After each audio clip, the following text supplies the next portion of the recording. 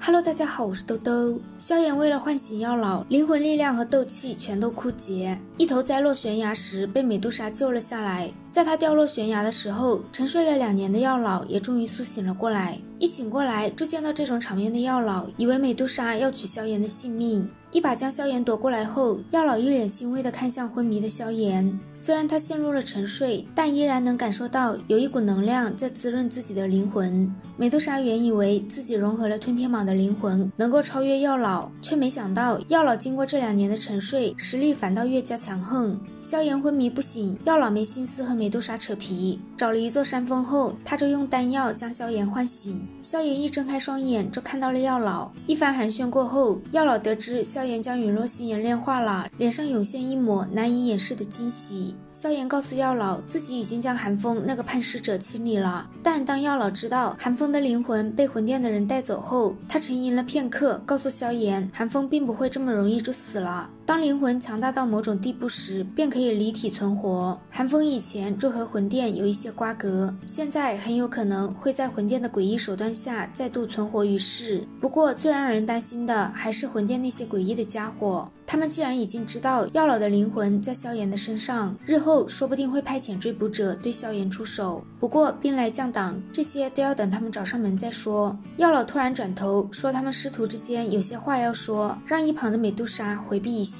美杜莎望了一眼已经没有大碍的萧炎，冷哼一声就消失了。萧炎让药老不用担心，至少1年之内美杜莎不会对自己出手。药老让萧炎小心一些，便开始说正事，问萧炎2种异火是不是融合了。萧炎伸出手掌，一缕琉璃莲心火浮现，药老的目光死死地盯着琉璃莲心火。他没有修炼过焚诀，所以之前一直不敢肯定是否能真的吞噬并成功融合异火。现在萧炎已经成功融合了2种异火，日后他再继续吞噬火焰并融合，最后累积起来的力量怕是能够毁天灭地。望着药老激动的脸色，萧炎好奇地问药老，琉璃莲心火能在异火榜上排到多少名？异火榜上的异火都十分稀罕，药老也并没有都见过，但按照他的推测，琉璃莲心火的排名不会比他的古灵冷火低。萧炎融合了陨落心炎后，焚诀也进化到了地阶低级，按照焚诀的奇妙，怕是能抵得上地阶中级的功法。听完药老的话，萧炎就迫不及待地问是否可以为他炼制容纳灵魂的躯体了。对于萧炎挂念着自己，药老心中十分欣慰。异火的问题是解决了，但炼制躯体需要的材料罕见又恐怖，所以这事急不来。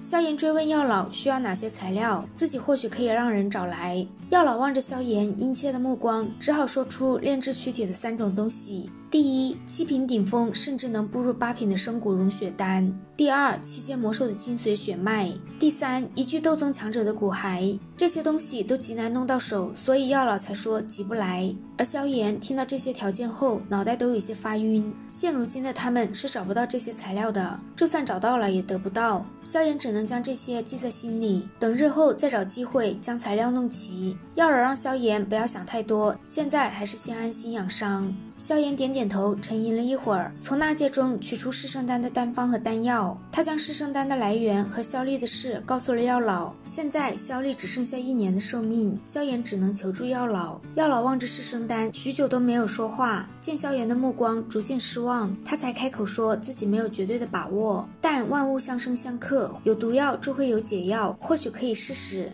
见药老没有把话说死，萧炎便一把将丹方和丹药都塞给他。这件事说完，萧炎终于放心地开始修炼。药老揉了揉有些头痛的脑袋，满脸郁闷，这老师可当得真不轻松啊。萧炎休养了7天后，能感觉到自己的实力有所精进。一晃眼，他已经离开加玛帝国3年多了。等将这里的事情打理好之后，他就可以回去了。这次他会带着不少强者回去，毕竟双拳难敌4手。他自己一人打不赢可以跑，但萧家那些苟延残喘的族人却不能再出半点意外。药老再次感到很欣慰，当年那个冲动的少年已经蜕变成了一名真正具有独当一面的强者。另一边的丰城，萧丽当初拍卖丹药的点子让丰城的人气越发高涨，短短3个月，3大势力获得的利润比以前半年还要丰厚。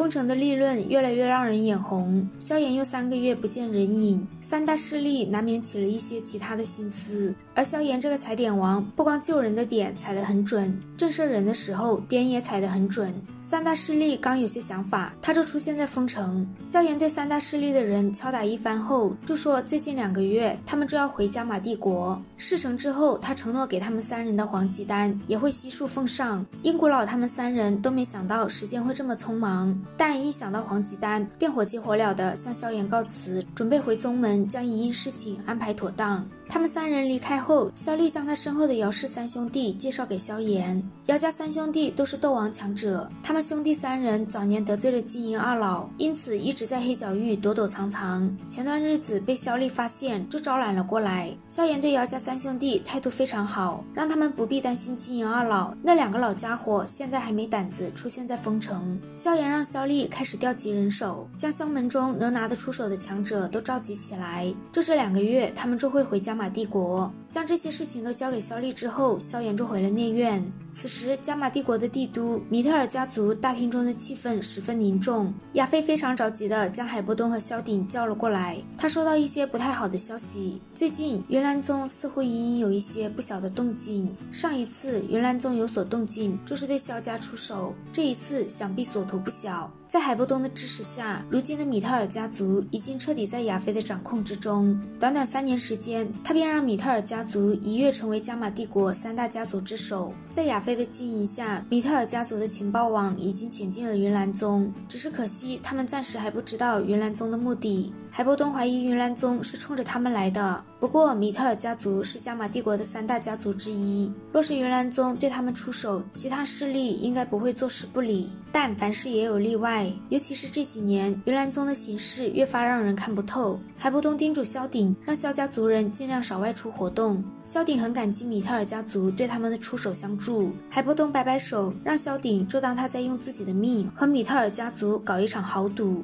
望着一脸笑容，相信萧炎会回来力挽狂澜的海波东和萧鼎，亚非脑海中浮现萧炎的样子，他也相信萧炎会以强者之态回归加玛。好啦，今天的视频豆豆就讲到这里啦。如果喜欢豆豆的视频，欢迎点击订阅关注，我们下期再见，拜拜。